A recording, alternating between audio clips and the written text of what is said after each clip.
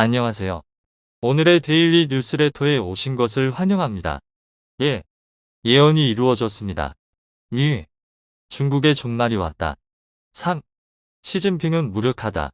한번 진실을 알아봅시다. 인류의 미래는 어떻게 될 것인가? 수많은 사람들이 궁금해한 이 질문에 대답을 시도한 이들이 있었습니다. 지금으로부터 40년 전 그 어떠한 힌트 없이 2022년에 벌어지고 있는 일들을 정확하게 맞춘 미국의 예언가가 충격적인 새로운 예언을 남겼다고 합니다. 그는 대한민국의 미래에 대해 언급했다고 하는데요. 2040년 MIT에서 개발한 시뮬레이션 전망을 살펴보면 2045년에 이르러 대한민국이 세계 최강 대국으로 거듭난다는 주장을 펼쳤다고 합니다. 대체 무슨 내용의 예언인지 지금부터 자세하게 설명해 드리겠습니다. 1965년 영국의 수학자이자 통계학자인 어빙 존 굿은 미래의 지능 폭발이 일어날 것으로 예측하며 초지능형 기계 울트라 인텔리전 머신의 존재를 암시했죠. 인간의 모든 지적 활동을 훨씬 능가할 수 있는 기계의 등장. 그의 예측에 따르면 만약 기계가 초지능을 가지게 될 경우 압도적인 계산 능력으로 미래를 예측할 수 있을 것으로 내다봤죠. 그러나 그의 예측과는 달리 50년이 넘는 시간이 흘러도 기계가 인간 사회의 미래를 예측할 정도로 발전하지 못했습니다. 심지어 어떤 과학자들은 불가능한 꿈이라고 얘기하면서 비관적인 전망을 내놓았습니다. 반면 기계와 달리 인간은 소름 끼칠 정도로 정확하게 미래를 예측하는 모습을 종종 보여주곤 하는데요. 소위 말하는 예언가들은 미래에서 온 것처럼 정확하게 미래의 모습을 예언했습니다. 그 중에서도 놀라운 정확성으로 미래를 예언하는 한 인물이 있는데요. 바로 딘 군츠라는 인물입니다. 소설가로도 활동하는 그는 1981년 어둠의 눈이라는 책을 출간했는데요.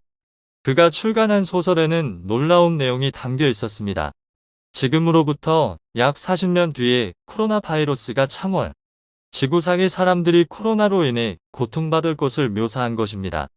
심지어 바이러스가 퍼진 장소를 중국 우한이라고 명시하며 우한-400이라는 인공 바이러스가 중국 연구소에서 만들어진 것이라는 주장을 펼쳤는데요. 놀랍게도 그가 소설에서 예측한 일들은 현실에서도 일어났습니다. 그가 어둠의 눈을 썼을 때 독자들 가운데서 우한이라는 장소를 모르는 이들도 많았고 거기서 바이러스 연구가 진행되는지도 몰랐던 사람들이 많았습니다. 40년이 지나서야 비로소 그가 예측한 미래가 얼마나 정확한지 알 수 있었던 것인데요. 바이러스의 성격에 대해서도 인간만을 공격한다는 부분과 주요 장기 기능이 정지된다는 특징까지 코로나 바이러스와 흡사했습니다. 스토리 플롯에도 이를 암시하는 구절들이 등장했죠. 그는 소설 작업 때 철저한 자료 조사와 이를 바탕으로 엄밀한 논리 전개를 통해 미래 사회를 예측하는 방식으로 글을 쓴다고 하는데요. 코로나 예측이 성공하면서 그가 향후 내놓을 소설에 대해 많은 이들의 관심이 폭발했습니다. 그러지 않아도 최근 그가 새로운 소설 출간을 앞두고 있는데요. 어둠의 눈과 마찬가지로 미래 사회에 대한 전망을 다루고 있다는 소식과 함께 책 안에는 깜짝 놀랄 만한 내용이 담겨 있었다고 합니다. 바로 대한민국이 초강대국으로 묘사되고 있다는 점과 중국 일부 지역, 정확히는 동북 삼성 지역과 연해주에 이르는 영역을 한국이 장악하고 있다는 묘사가 등장했다고 하는데요. 2045년을 배경으로 하고 있는 그의 책에는 통일한국의 지도도 있었습니다. 놀라운 예측을 보여준 딘 퀸츠의 미래상에 많은 이들이 회의를 드러내며 북한과 통일한 대한민국이 더 나아가 중국 지역까지 정복한다는 점에 대해 말도 안 된다는 의견을 보였는데요. 하지만 딘 퀸츠만이 아니라 여러 예언가들은 미래 한국에 대해 지금보다도 더 광활한 지역을 다스리는 초강대국이 될 것이라 전망했었습니다. 미래학자들 역시 한국이 미국과 유럽의 뒤를 잇는 선진국으로 발돋움할 것이라는 전망을 내놓을 정도죠. 구글이 세계 최고의 미래학자로 선정한 토마스 프레이 미국 다빈치 연구소 소장은 미래 사회에 대한 깜짝 놀랄만한 사회상을 제시하는 인물인데요. 그는 과거 IBM 엔지니어로 재직하면서 270여 차례 이상 디자인과 기술 분야에서 수상을 하는 혁혁한 성과를 올린 인물로 미래 예측에 대해 전문가라고 불리는 전설적인 존재입니다. 그럼 그가 대한민국은 앞으로 무궁무진하게 성장할 것을 예측하며 한반도는 향후 10년 안에 통일을 이룰 것이며 더 나아가 중국 대륙까지 진출할 가능성이 높다고 얘기했죠. 미국 정치계의 구루로 유명한 지정학 전문가이자 인구 통계학자 피터 자이안도 한국의 중요성을 강조하며 앞으로 2030년대가 되면 세계는 예전의 세계가 아니라고 전망했습니다. 그는 저서에서 한국인에 대한 언급을 남겼는데요. 한국인들은 난관을 극복할 근성이 있다고 평가한 그는 한국의 존재 자체가 경제 이론과 지정학을 모두 거스른다고 바라봤는데요. 중국과 일본을 비롯해 세계적으로 강력한 국가 가운데서 당당하게 자기 목소리를 낼 수 있고 경제적으로도 끊임없이 발전해 일본을 초월하고 중국까지 압도하는 힘을 가진 나라는 전 세계에서 유일하게 한국밖에 없다고 평가했죠. 세계의 중심이 대서양에서 태평양으로 이동할 것이며 중국을 비롯해 아시아 국가가 세계 패권을 잡을 날이 올 것이라 예측한 프랑스 석학자 그 아탈리 역시 한국의 다이나믹한 성장을 주목, 긍정경제 포지티브 이코노미를 주장한 그는 한국은 자신이 설명한 긍정경제의 좋은 사례라고 언급하며 한국은 일본은 물론이고 중국을 추월할 만한 가능성을 가진 국가라고 주장하며 한국이 동아시아의 맹주로 성장할 수 있다고 예측했습니다. 미 블룸버그를 비롯 해외 외신이 귀를 기울이는 미래 전문가 제이슨 생커 회장 역시 한국을 주목했었는데요. 현재 탈중국 흐름을 예측한 그는 중국 대신 한국이 그 자리를 채울 것이며 미래 사회의 키를 한국이 잡을 것이라고 바라보며 한국을 주목해야 한다고 바라봤습니다. 한국의 고승이자 여러 예언의 정확성으로 화제를 불러모았던 타너 스님 역시 늘 한반도가 세계의 중심이 된다고 말하며 국제적인 권능의 지도자의 출현을 암시했는데요. 그는 한국이 조만간 통일을 할 것이며 통일한국의 등장으로 대한민국은 유례없이 부강한 시기를 누릴 것이라고 전망했는데요. 이에 그치지 않고 향후 미래에 있을 지각 변동에 대해 예언했습니다. 대규모 지각 변동에서 한국을 중심으로 세계가 평화를 되찾을 것으로 바라본 것이죠. 그의 예언 중 특히 주목할 부분은 바로 만주에 대한 이야기입니다. 잃어버린 한국의 옛 영토 가운데 만주 지역이 한국 손으로 들어올 것으로 예언했습니다. 해외의 예언자들도 한국에 대한 비전이 보인다며 한국의 부강한 미래에 대해 공통적으로 이야기했는데요. 병자를 고치고 미래에 대한 소름 끼치는 예언으로 유명한 신디 제이콤 선교사는 하느님으로부터 한국의 미래에 대한 계시를 받았다고 하는데요. 그 전까지 한국에 대해 잘 알지 못했던 그녀는 하느님의 계시를 듣고 한국의 진면모를 알게 되었다고 하는데요. 그녀는 하느님께서 한국인을 하느님이 특별히 쓸 것이며 한국의 영광스러운 나날이 이어질 것을 언급했습니다. 그녀는 한반도의 미래에 대해 강력한 바람을 보았다고 얘기하며 한반도 넘어 중국까지 기운이 이어진 것을 확인했다고 하는데요. 북한이 무너진 이후 한국이 북한과 하나로 합쳐질 것이며 통일 한국은 중국까지 진출해 그 강역을 넓힐 것으로 예언했습니다. 열강 중 가장 특별한 국가로 한국을 선택했다고 하죠. 조선시대 정감록에서도 한국의 미래를 예언하며 한국이 지금보다도 더 큰 나라가 될 것을 암시했죠. 미래학자들을 비롯해 예언가들 모두 한국이 지금보다도 더 큰 나라가 될 것을 공통적으로 이야기하고 있습니다. 이미 대한민국은 경제 수준만 따져보면 세계 10위권에 들었으며 군사력은 세계 6위에 해당하는 놀라운 업적을 이루었습니다. 전통적으로 선진국이라 평가받던 이탈리아보다 더 강력한 국가라는 평가를 받으며 기록을 갈아치우고 있죠. 반면 미국을 제치고 세계 최강대국이 될 것으로 전망했던 중국은 코로나로 인해 주요 도시가 봉쇄되면서 여전히 바이러스의 영향 아래에서 벗어나지 못하고 있습니다. 고공성장을 거듭했던 과거와 달리 성장세도 뚜렷하게 둔화되었죠. 게다가 반도체를 비롯해 첨단 기술의 기술력도 부족한 것이 드러나 중국 각지에서는 중앙정부의 성장세에 불만을 품은 이들이 나타났습니다. 세계 그 어느 나라보다도 강한 통제를 하는 중국의 정책에도 불만을 품은 이들이 늘어나면서 중국은 무너지고 있습니다. 동북 삼성을 비롯해 만주 지역에서는 서서히 한계를 드러내는 중국 대신 성장하는 한국에게 붙자는 의견이 나올 정도로 중국은 실책을 거듭하고 있죠. 예언가들이 얘기한 한국의 미래가 몇 년 안에 현실로 나타날 수 있습니다. 하와이대 명예교수이자 세계적인 미래학자 짐 데이터는 코로나 이후 한국의 성장 속도에 감탄하며 대위기 이후 한국과 미국의 4가지 미래라는 보고서를 냈는데요. 한국의 현실에 대해 누구보다도 냉정하게 바라보는 그는 그 어느 때보다 전 세계적으로 주목을 받고 있는 지금 한국의 기세는 다른 어떤 나라들보다 강하다고 평가하며 다양한 국가들이 한국을 롤모델로 삼고 있다는 이야기를 했죠. 그조차도 한국의 통일에 대해 언급하면서 미래에 한국이 중국 일부까지 차지할 수 있다는 관측을 내놓았습니다. 2040년 MIT에서 개발한 시뮬레이션 전망을 살펴보면 거의 대부분의 땅이 물속으로 가라앉는다고 하는데요. 일본은 통째로 물에 잠기고 중국 대륙 역시 대부분이 물에 잠긴다고 합니다.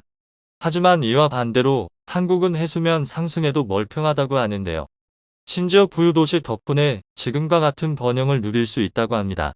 1968년 전 세계 석학들과 기업가, 정치인들은 미래를 예측하기 위해 한자리에 모여 그 당시 가장 정교한 미래 예측 모델을 만들었죠. 미국 매사추세츠 공대 MIT 연구진들은 이 모델을 시뮬레이션하기 위해 월드 3라는 프로그램을 개발했고 실제 시뮬레이션을 돌려봤습니다. 향후 인류가 어떤 모습일지 궁금했던 연구자들은 결과를 보고 충격을 받았습니다.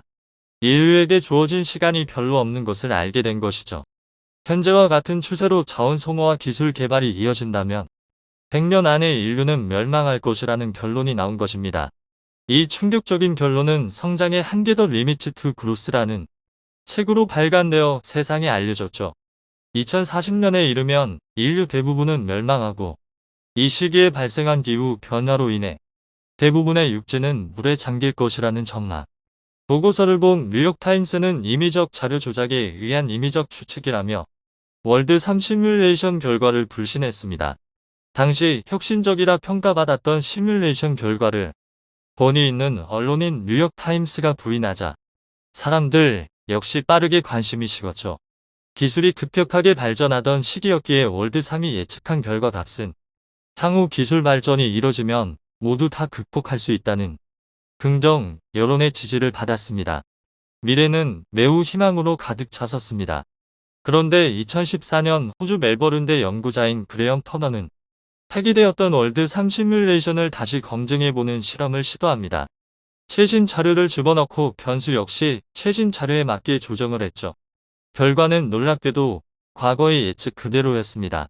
뉴욕타임스의 결론이 틀린 것으로 밝혀진 것입니다. 2040년의 미래 멸망 시나리오가 수십 년이 지난 지금에도 비슷한 결론으로 이어진 것이죠. 최신 시뮬레이션에 따르면 2020년에 들어서 50년 전의 2040년 몰락 예측은 지금도 유효할까? 1972년 성장의 한계 모델의 최신 데이터 넣었더니 2030년 성장 멈추고 2040년 급격한 쇠퇴 시작. 지구는 심각한 경곡점에 돌입할 것이고 2040년에는 현재 우리가 알고 있는 문명은 존재하지 않을 것이라는 결론이었죠. 과거 인류들이 생각했던 것만큼 기술 변화의 효과는 그렇게 크지 않았고 기후 변화를 바꿀 만큼의 혁신을 찾지 못했던 것입니다. 속도의 차이가 있을 뿐 미래에 예정되어 있는 멸망 스케줄은 변하지 않은 것이죠. 지난 7월 중국 허난성 일대의 집중호우 역시 기후 변화에 의한 결과라 볼 수 있습니다. 황하를 따라 500만 명이 사는 정저우 지역에는 1시간 만에 20cm 가까운 비가 내렸죠. 펄목으로 인해 중국에는 물을 저장할 숲이 충분치 않은 상황. 비가 오면 그대로 홍수가 발생하는 구조이기에 비가 자주 오는 열대 기후로 받칠 경우 중국은 매년마다 홍수를 겪게 됩니다. 일본 역시 해수면 상승에 안심할 수 없는 곳인데요. 섬나라인 일본은 해수면 상승으로 인해 전 도시가 물에 잠길 가능성이 높아 기후 변화에 가장 민감한 국가이기도 합니다. 실제로 최근 일본에서는 기후변화로 인해 집중호우가 쏟아지면서 일본 곳곳에서 침수 현상에 대한 위기의 목소리가 높아지고 있습니다. 올해 7월 일본에서는 이례적일 정도로 엄청난 폭우가 쏟아졌습니다. 나가사키와 사가 현에는 경계 레벨 5단계에 해당하는 최고 수준의 경보가 떨어졌죠. 작년에도 일본은 기록적인 폭우로 인해 마을 하나가 잠겼습니다. 시간당 100mm 미친 폭우로 20분 만에 물바다된 일본 마을 그나 구마모토 현에 쏟아진 폭우로 인해 강물이 범람하자 마을 하나가 20분 만에 지도 상에서 사라지는 영상이 포착되었습니다. 규슈 전반에 폭우가 쏟아졌고 사망자 49명을 기록했을 정도입니다. 이는 한국의 지리적인 특성과 밀접한 연관이 있는데요. 전 국토의 70%가 산악지대이고 높은 산등성이가 곳곳에 있는 한국은 설사 수면이 상승한다고 해도 대부분의 국토가 수면 밖에 있을 수 있습니다. 부산을 비롯한 저지대 몇몇 도시 빼고는 일상생활을 영위할 수 있는 것이죠. 아이러니하게도 한국의 산악지형이 한국의 생명줄이 되는 상황입니다. 해수면 상승으로 물에 잠기는 육지. 해법은 부유도시. 물에 뜨는 일명 부유도시. 저지대 침수 해결법으로 급부상 해수면보다 낮은 국토 네덜란드, 부유도시 농장 등 대안책 한부산시, UN 해비타트와 해상도시 건설 협력 적극 추진. 게다가 한국은 침수되는 미래를 막고자 부유도시 프로젝트를 추진 중에 있습니다. UN 해비타트는 지속가능한 도시 발전을 위한 국제기구로 부유식 해상도시 시범 모델 오션익스 시티의 대상지로 부산을 지정한 바 있습니다. 오션익스 시티는 최대 1만 명이 살 수 있는 해상도시를 가리키는 단어입니다. 300명을 수용할 수 있는 5,500평 크기의 육각형 인공섬이 기본 단위로 인공섬 6개를 결합하면 1만 명을 수용할 수 있는 소도시가 만들어지죠. 여기에 해양 플랜트까지 결합한 인공도시를 오션익스 시티라 부릅니다.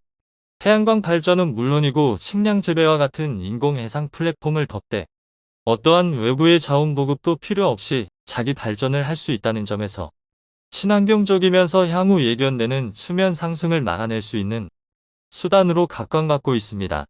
부산의 경우 해비타트가 도시 건설 금액을 전부 부담하는 구조이며 박형준 부산시장과의 협약을 통해 실제 살 수 있는 모델을 구현하고 있는 상태입니다. 만약 계획이 좌초되지 않는다면 한국에서 해상도시를 10년 안에 볼 수 있게 되죠. 한국은 미래의 재앙이 찾아와도 여유롭게 대비할 수 있습니다. 중국과 일본인들이 앞으로 한국에게 매달릴 것이 분명한 상태. 향후 한국의 심기를 거스르면 목숨을 보장할 수 없게 되는 셈입니다.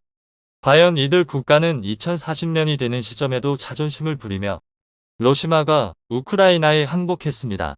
곡물 협약에서 탈퇴하겠다는 기존 방침을 바꿔 다시 협력으로 노선을 변경한 건데요. 자유로운 곡물 운반을 보장하는 흑해 곡물 이니셔티브에서 탈퇴했습니다. 현재 유일하게 장상 운명되는 우크라이나의 오데사 무역항으로 오고 가는 곡물 운반선을 격침시켜야 한다는 러시아 내의 주장이 강해지자 러시아 정부가 협약 탈퇴를 선언하고 해상 봉쇄를 시도한 겁니다. 하지만 터키의 적극적인 움직임과 국제사회의 눈총 때문에 다시 우크라이나의 곡물 수출을 보장하고 있는데요.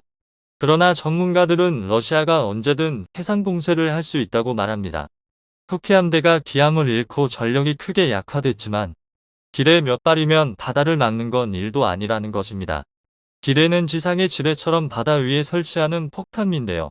탐지와 제거가 까다로워 상선은 물론 군함 역시 당할 수 있는 데다 순양함급 군함도 일격에 격침시킬 수 있을 정도로 위력적이라 당하는 입장에서는 굉장히 끔찍한 물건입니다.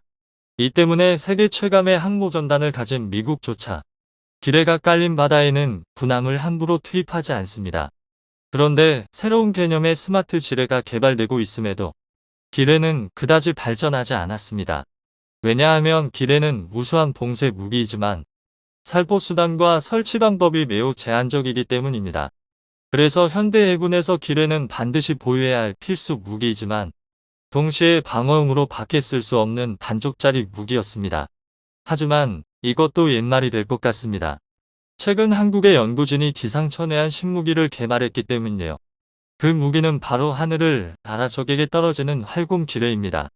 활공 기뢰는 최대 사거리가 100km에 달하는 국산 항공유도 폭탄 KGB에 기뢰의 장점을 합쳐 개발한 신개념 무기인데요.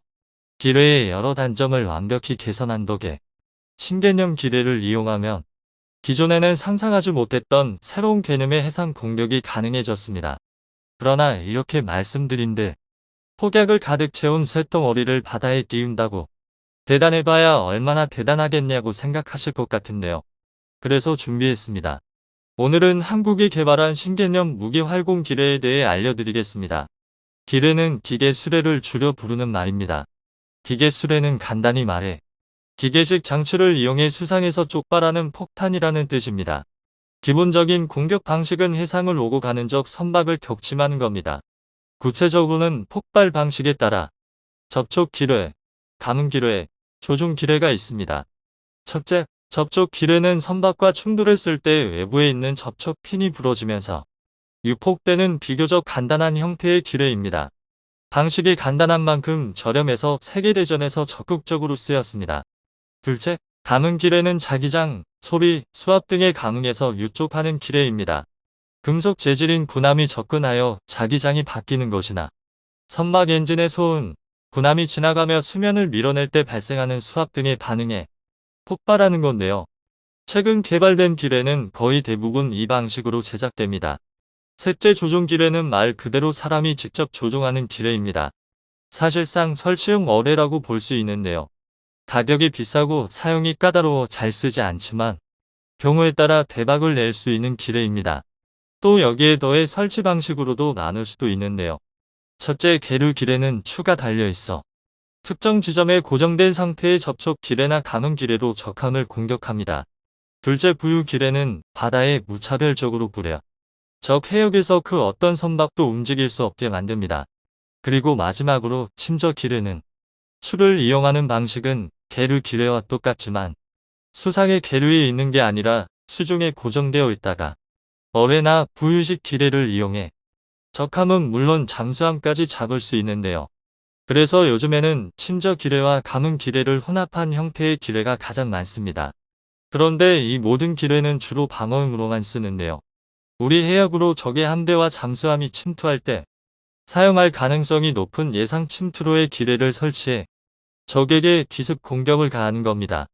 게다가 이런 기뢰는 기뢰가 사용하는 감응 장치를 속여 자폭하도록 유도하는 소해구를 이용해서만 제거할 수 있습니다.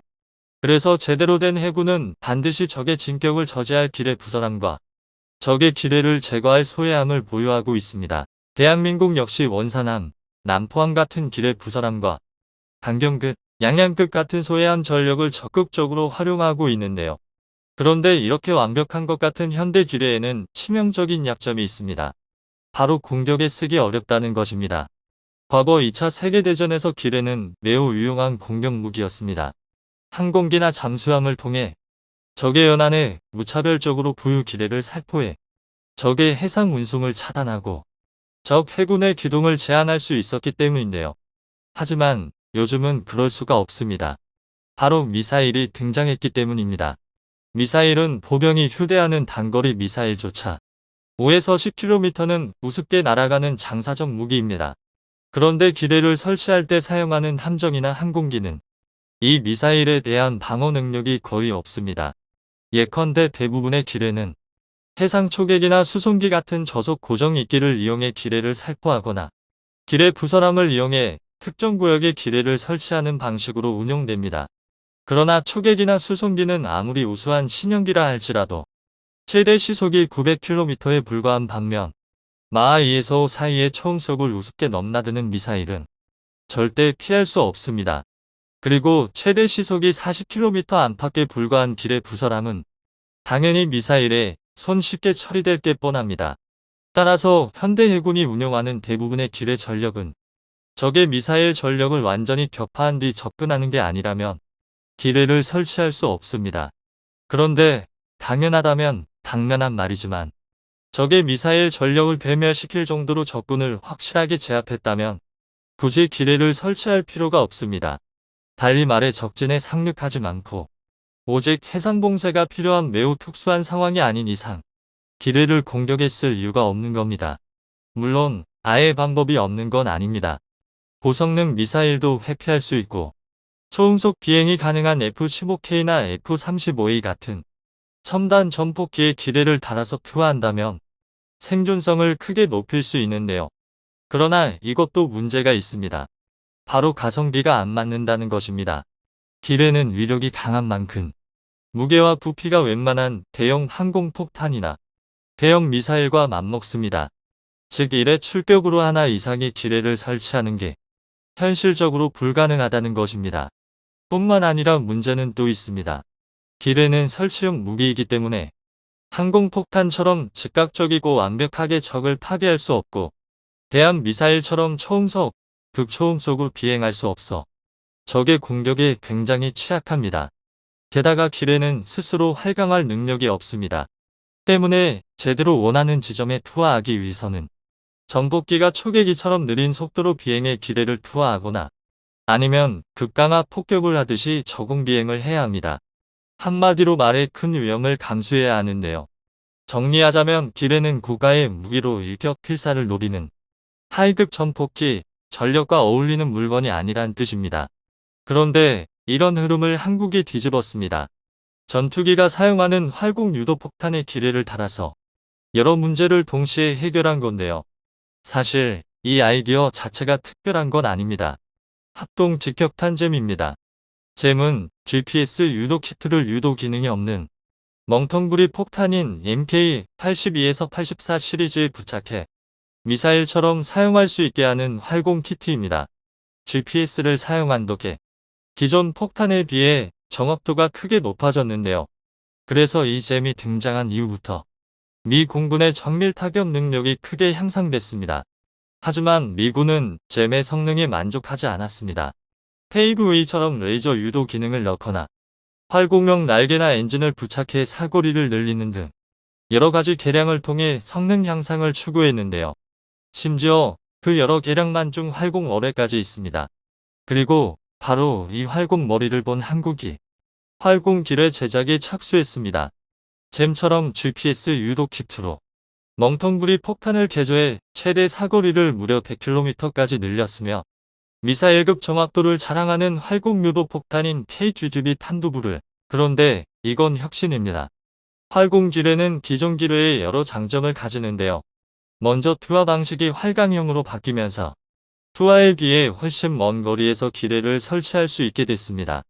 만약 KGB의 최대 사거리인 100km를 전부 활용할 수 있다면 앞에서 언급한 대공 미사일의 위협으로부터 벗어날 수 있는 겁니다. 또 기뢰 자체의 생존성이 크게 오릅니다. 빠르게 활강하는 덕에 속도가 빨라 웬만한 대공 무기로는 요격이 불가능하고 조정 날개를 이용해 설치 장소를 여러 차례 변경하는 게 가능해집니다.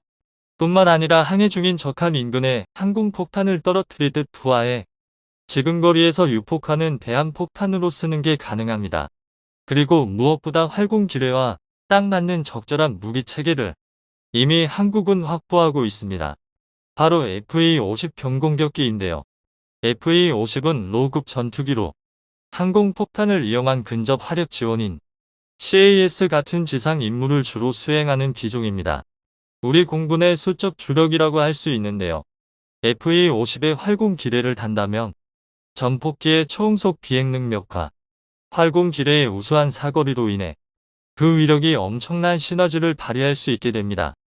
공중 지배가 어느 정도 달성된 상황에서는 적 군항을 적극적으로 봉쇄하거나 기뢰로 적의 항로를 제한하는 등 다양한 작전을 수행할 수 있습니다. 여기에 더해 가격까지 저렴해서 다수를 운영할 수도 있는데요. 그야말로 활공 기뢰는 로우급 전투기와는 찰떡궁합이라 할 수 있습니다. 만약 활공 기뢰가 완성되어 FA-50에 통합된다면 필리핀, 말레이시아, 인도네시아 같은 해양 국가들에서 주문이 폭주할 수도 있을 정도입니다. 하지만 FA-50의 활공 기뢰를 다는 정도로는 아무래도 부족한 감이 있는데요. 그래서 요즘 나오는 이야기가 바로 한국형 해상 초계기입니다. 해상 초계기는 일반적으로 잠수함을 탐지하거나 적 함대의 움직임을 감시하고 상황에 따라 대한 미사일, 폭뢰, 어뢰 등을 이용해 교전을 수행할 수 있는 해군의 항공기인데요. 그래서 아무런 무장도 없어 보이는 생김새와 달리 전투력이 어마무시합니다. 그리고 장기적으로 우리 해군이 가질 해상 초계기는 크게 두 종류가 있습니다. 오래전부터 우리 명예를 지켜온 P-3 오라이언 계통과 최근 도입이 결정되어 미국 보밍사에서 초도기의 제작이 한창이 P-8 포세이돈인데요. 그런데 문제가 있습니다. P-3은 여러 차례에 걸친 개량에도 불구하고 노후화가 너무 심각하다는 것입니다.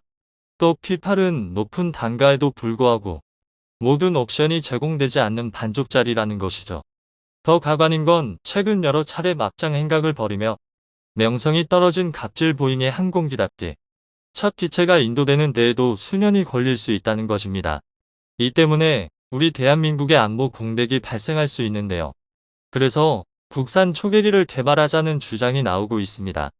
지난 9월 DX 코리아에서 국민들에게 구체적인 형상이 공개된 수송기를 기반으로 초계기를 만들자는 겁니다.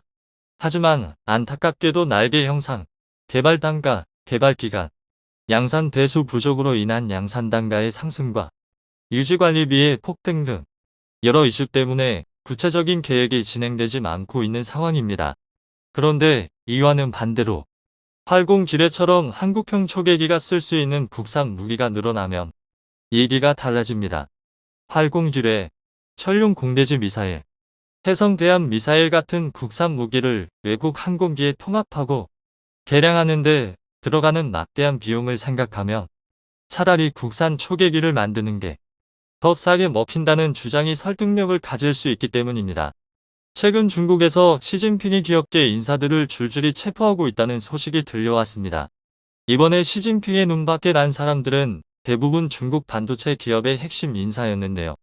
국가가 주도해서 중국 내 반도체 사업을 조직적으로 지원하던 반도체 굴기를 내세운 지 10년이 조금 넘은 시점에서 시진핑의 칼춤이라는 뜻밖의 소식이 들려오자 업계는 충격에 빠졌습니다. 미국이 바이든의 일화법을 통해 반도체 업계도 주고 흔드는 가운데 중국까지 어마어마한 자본을 투입한 자국 반도체 산업의 체질 개선에 대대적으로 나선 상황이라 틈바구니에 끼어있는 또 다른 반도체 거물, 삼성의 전 세계의 이목이 집중되고 있습니다. 어떤 상황인 것인지 한번 자세히 알아보겠습니다. 중국의 시진핑이 내세운 반도체 굴기는 2010년대 10%에 불과했던 반도체 자금률을 2025년 70%까지 끌어올리겠다는 계획입니다. 시진핑이 원한 그림은 모든 힘을 집중해 큰일을 이뤄내는 중국 공산당식 거국 체제의 재림이었습니다. 중국은 1960년대 말 이를 통해 소위 양탄일성으로 묶어 부르는 원자폭탄, 수소폭탄, 인공위성을 개발해내는 저력을 뽐낸 적이 있었고 시진핑은 중국이 반도체 분야에서 다시 한번 이런 기적을 만들어낼 것을 기대하고 있었죠. 이를 위해 중국은 수년에 걸쳐 천문학적인 규모의 국가 투자금을 자국 반도체 업계에 쏟아부었는데요. 그 결과는 초라하기 짝이 없었습니다. 시장조사에 따르면 2021년 기준 중국의 반도체 자금률은 16.7%에 불과해 자신있게 내세웠던 반도체 굴기는 밑빠진 독에 물 붓기였다는 사실이 만천하에 드러났습니다. 한편 쏟아부은 투자금이 무색하게도 중국의 반도체 기업들은 올해 들어 줄도산을 하고 있는 모순적인 상황이 지속되고 있습니다. 올해 8월 말까지 등록이 말소된 중국 반도체 기업은 무려 3,470곳이나 되죠. 수십조 원 규모의 금액을 집어삼키고도 성과는 거의 없고 오히려 후퇴하고 있는 이런 상황에 공산당과 시진핑은 인내심이 바닥난 모양인데요.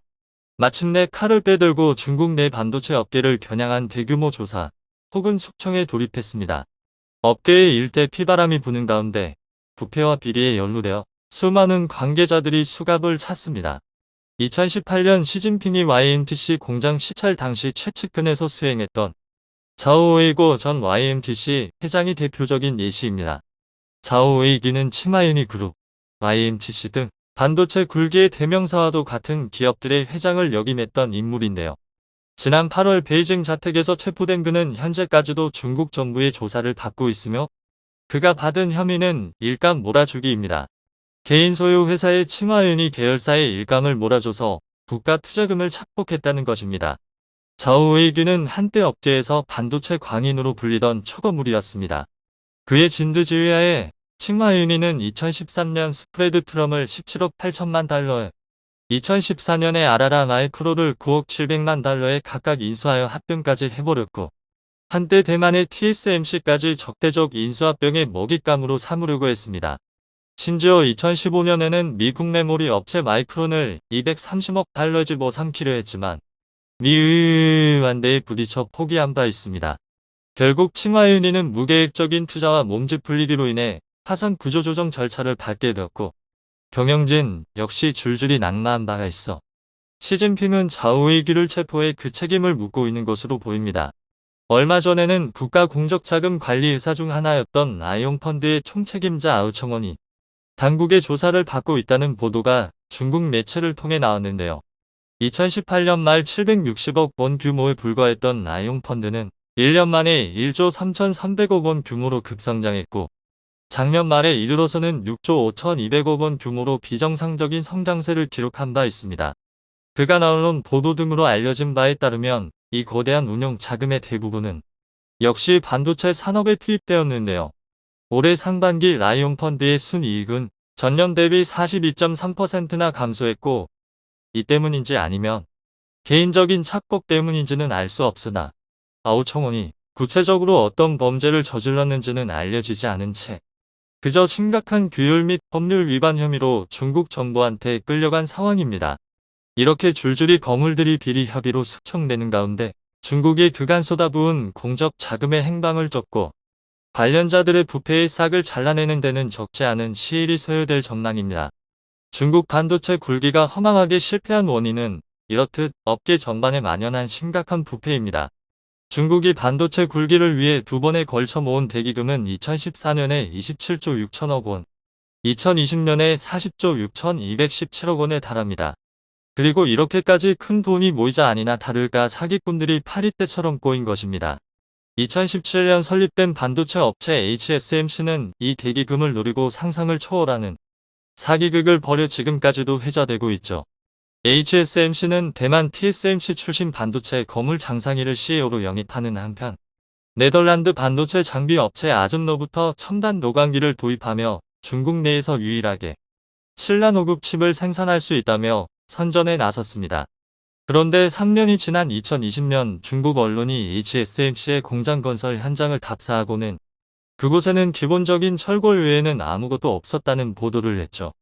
HSMC는 그 후 등록을 말소하고 흔적도 없이 사라져버렸습니다. 이런 일이 비일비재하게 일어나다 보니 수십조 규모 자금을 긁어 모아서 요란을 떨었던 것에 비해서 중국 반도체 산업의 현실은 참담하기 짝이 없습니다. 양적으로는 여전히 90%에 가까운 국내 수요를 수입에 의존하고 있고 질적으로는 기술 수준이 고작 14나노 공정에 머물러 있습니다. 다들 나랏돈 뜯어먹기에 바쁜 나머지 자신들이 최첨단 기술 산업에 몸담고 있다는 사실을 망각하고 알기에 투자하지 않는 것입니다. 첨단 산업은 말 그대로 인류 기술이 발전을 거듭한 끝에 서 있기 때문에 첨단입니다. 발걸음을 멈춘다면 바로 다음 순간에 도태되는 겁니다. 이런 정신을 뼈에 새기고 매 순간 발전하기 위해 피나는 노력을 하는 기업이 바로 한국의 삼성입니다.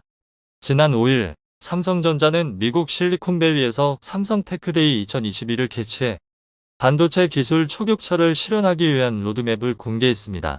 현장에서 최시영 파운드리 사업부장은 오는 2027년에는 1.4나노 공정을 도입해 글로벌 파운드리 시장에서 앞서 나가겠다라며 삼성이 가장 앞서 있는 미세 공정을 더욱 발전시킬 것을 표명했습니다. 삼성전자는 세계 최초로 삼용화한 3나노 공정에서 멈추지 않고 GE 트랜지스터 기반 공정 기술 혁신을 지속해 2025년에는 2나노, 2027년에는 1.4나노 공정을 도입할 계획이라고 발표했는데요. 파운드리 업계 1위를 고수하던 TSMC는 뒤늦게 삼성의 초미세 공정 기술을 따라잡기 위해 쓰고 있는데요. TSMC는 이제서야 3나노 공정에 들어갔고 2나노와 1.4나노 공정을 개발하려고 시도하고 있다고 하지만 삼성과는 달리 정확한 계획을 밝히고 있지 않습니다. 삼성은 이에 그치지 않고 내년부터 세계 최초로 5세대 10나노급 D램을 양산할 것이며 2030년까지 첨단 V낸드를 개발하겠다는 포부도 밝혔습니다. 기술 개발에 박차를 가해 경쟁사들의 추격을 허락하지 않겠다는 것입니다. 경쟁사들은 현재 4세대 14나노급 D램을 생산하고 있습니다. 이런 상황에서 삼성전자가 5세대 기술을 적용한 10나노급 D램 양산 계획을 공개하며 경쟁사들보다 한 발짝 앞서 나간 상황인데요. 이와 함께 하이케이 메탈 게이트 HKMG 공정 기술을 적용해 제품이 미세화되면서 나타나는 한계를 극복할 방침입니다. HKMG 공정을 적용하면 저전압에서도 고성능을 구현할 수 있으며 전력 효율을 높여 기존 공정 대비 전력 소모를 13% 줄일 수 있다는 게 삼성 측의 설명입니다. V낸드 분야에서도 경쟁사들과 초격차를 벌이겠다는 의지를 드러냈습니다. 현재 삼성전자는 176단인 7세대 V낸드를 생산하고 있는데요. 경쟁사들은 올해 200단 이상 V낸드 기술을 공개하며 데이터를 저장하는 셀을 높이 쌓는 단수 경쟁을 펼쳐왔습니다. 그런 가운데 삼성이 돌연 2030년까지 1000단을 개발하겠다는 구체적인 계획을 공개하면서 경쟁사를 압도했습니다. 이렇게 기술 개발에 대한 근거 있는 자신감을 지닌 삼성은 최근 들어 대두되고 있는 전 세계적인 반도체 겨울에도 반도체 감사는 없다고 밝혔습니다. 현재 글로벌 경기 침체와 반도체의 향후 전망 악화로 인해 반도체 업계 전체가 위기를 겪고 있는데요.